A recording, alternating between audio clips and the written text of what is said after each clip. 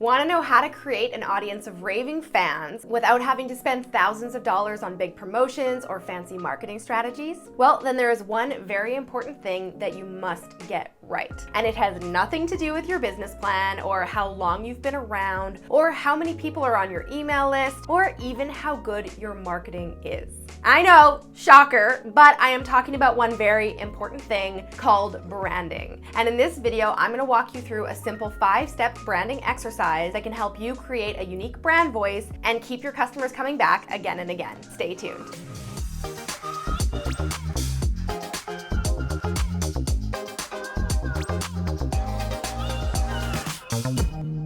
Hey Posse, what's up? It's Alex, and I am very excited for this tutorial because I firmly believe this is something that far too many brands and businesses overlook. Yep, I'm talking about branding. And I am not just talking about visual branding, the colors, the fonts, the logos, and the imagery of your brand. There is another part of branding that is so overlooked, but so important. Of course, I am talking about your brand voice. Your brand voice is very important. It's what ultimately dictates everything you do in your business, from how you approach sales and marketing to how you handle customer service and even the type of content you post. Your brand voice is what helps your customers get excited about investing in your product or service, and it is the #1 reason why a customer comes back again and again and again. Just like my friend and branding expert Deb Gabor says, when you get branding right, you create irrational loyalty. A condition where people are so bonded to your brand that they would feel like they were cheating on you if they were to go buy something else. And that is exactly the type of feeling you want to induce in your customers, that bond, that connection, because that is what will keep them coming back. Even if a competitor comes up with something bigger, better, and bolder, that is why they'll pay 5 times more for your product than they would for some Joe Schmo product that does exactly the same thing. And that is what will help you sell out your product launches before customers even know what the hell they're buying.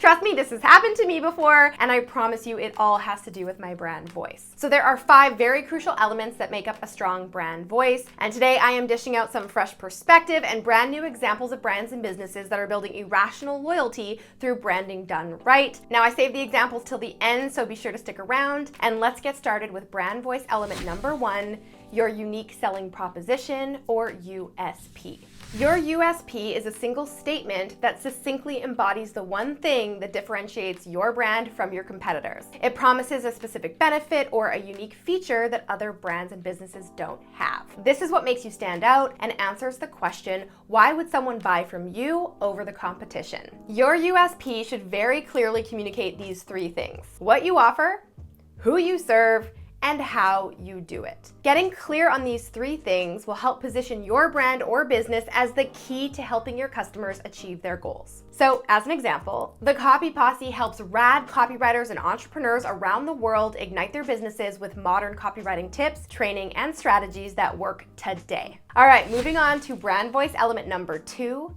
your mission statement. Now, this is one of the strongest messages you can communicate as a brand or business because it's setting the intention behind your brand. It conveys your purpose or why you are here in a way that intrigues, inspires, and motivates both your customers and the people within your organization. It's your way of answering the question, why are you here? Like really, why are you here? Why do you exist as an entrepreneur, a brand, or a business? Because here's the reality. We know that there are other brands and businesses and people who are out there doing, selling, and offering something very similar, if not identical, to what you're offering. So why then? Why did you choose to go into business? And what is it exactly that you want to do better or different? Think of this as your rally cry. It is the thing that brings everyone together for a common cause, a common purpose, or a strong belief. So as an example, at the Copy Posse, we believe that the best copywriting combines the power of authentic brand storytelling with proven direct response marketing principles. And we are so over the scammy and severely outdated tactics we see being used online today. That is why we are rallying the raddest, baddest crew of copywriters around the planet to help us with one mission: de-douchify the internet 1 word at a time and make caring cool again. So if you're on board with that mission, Posse, give me a thumbs up below. And here comes number 3 on my list: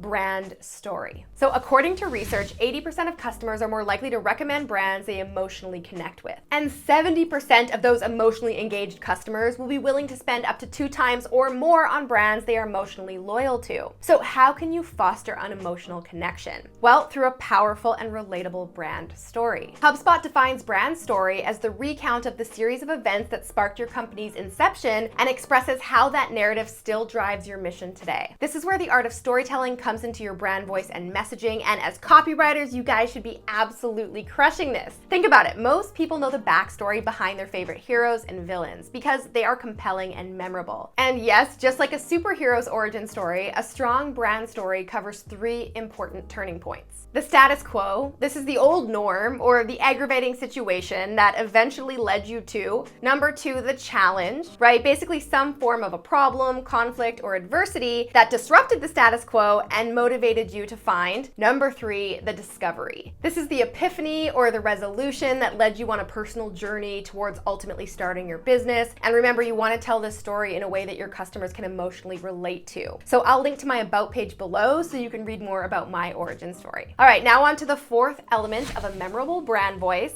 Number 4, personality. Your brand personality is about the real qualities, expressions, and emotions it embodies the most. Yes, you need to give your brand human characteristics. Identifying your brand personality is a lot of fun, and it will play a huge role in determining the flow, the tone, and the feel of your copywriting and messaging. So is your brand conversational and playful, loud and assertive, a young millennial who loves to travel, a genius, a billionaire, a playboy, a philanthropist? What are the defining characteristics that make your brand you? Now, another part of your brand personality is your phraseology, or the common phrases, saying, words, sign-offs, or slang that you tend to use most in your marketing or content and customer communication. So you might have noticed that here at the Copy Posse, I tend to say a few things over and over and over again, like Benny, that's my word for benefit, the right phrase pays, ciao for now, rad, I love that word. I know it's like from the 80s, but I love it. These are all my go-to phrases that I come back to again and again and again. And my audience knows that they're the foundational phrases of my brand, so they've come to expect them in my messaging. If I were to suddenly stop saying one of those phrases or use a different phrase in its place, it would probably throw my audience off and make them think, what? That doesn't sound like Alex. Who's writing these emails? So having a few phrases and words that you always use as a brand or business is important because it keeps your messaging consistent and cohesive across all platforms and lets your audience know, yep, that's the Copy Posse. So when I'm working with clients to create a brand voice guide, I'll create a glossary of their most common phraseology so that it can be given to everyone who communicates on behalf of the company, all the way from the traffic team to the customer support team. All right, now our final must-have brand voice component is number 5, values. So your brand values represent what your brand stands for, which is also what you, the person or team behind the business, stand for. These are the guiding principles that shape every single aspect of your business, from your message to your customer experience to the buying journey to your refund policies, everything, right? Once you've got a good idea of your USP, mission statement, and brand story, it's time to strip all of that down to your core values. Now, if this is something that you're really struggling to identify, or you're going to those generic words that you just hear all the time, remember you can always refer back to your customer avatar or your ideal customer. And that's because as a brand, you want your values to mirror your customers' values. All right, now are you ready to see some brands that have nailed their branding and built up a massive fan base of irrational, loyal customers based almost exclusively on their core values and then also speaking to their customers' greatest fears? I know I am, so the first example on my list is Apple, probably the ultimate example of irrational loyalty. Most of us Apple fanatics know damn well that there are probably better versions, I know, I can't believe I'm saying this, of many of Apple's products, but that doesn't mean that we're ever going to make the switch to Android or Google or I don't even know who else makes phones or laptops. Apple has nailed their branding down so well, and the reason it works is because they have meshed their branding directly with their audience's core value and greatest fear. Their core value? Innovation. Their greatest fear? To be inauthentic or mediocre. All right, let's move on to Trader Joe's. So let's be honest, if you're in the health grocery store business, it's kind of hard to compete with Whole Foods. That is, unless you're Trader Joe's. The people who love Trader Joe's love Trader Joe's, and they won't shop anywhere else, Whole Foods included. And that's because Trader Joe's nails their branding. They are fun, whimsical, gourmet, and cost effective. Their number one core value? Pleasure. Their greatest fear? Being bored or boring others. All right, now let's move on to one of my favorite brands, Lululemon. So who would pay $100 for a pair of yoga pants? Thousands of people around the world would, as long as they're Lululemons. So this brand definitely has an irrationally loyal customer base, again, because their branding and messaging directly aligns with their customers' core values and greatest fears. That core value? Intimacy, but not intimacy in the way that you might think. Their fear is being alone, being unwanted, unloved, or a wallflower. Yep, look it up.